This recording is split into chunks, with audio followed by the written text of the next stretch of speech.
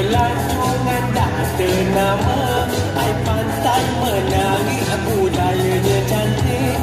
Ada yang datang dan tak mau balik.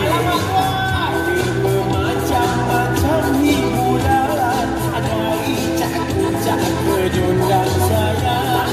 Medan berpantun orang Melaka, ada kelakar bergurau setia. Orang Melaka semua baik, walaupun nampak sedikit pelik. Bila bertemu tentunya kasau, itu semua hanya bergurau.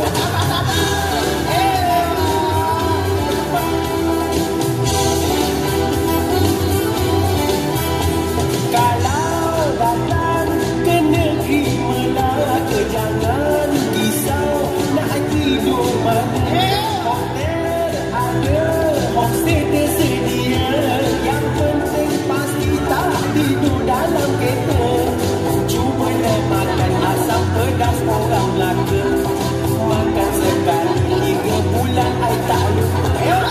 Kuih kering, coconut shake ai pun pilih. Minuman bau air resepi orang Melaka. Negeri Melaka negeri hebat. Kota pelancongan negeri Selangor. Negeri Melaka ai negeri hebat.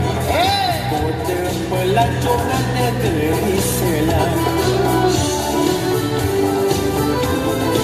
Mai singa dan bertahun-tahun untuk jalan dia tak payah. Lagu macam-macam mana lah. Pun ada channel ada, tapi tadi pun ada. Naik beca.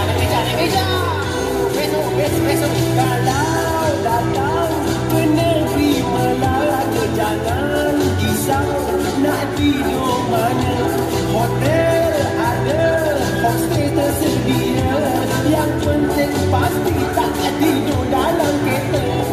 Cuba makan asam pedas orang Melaka.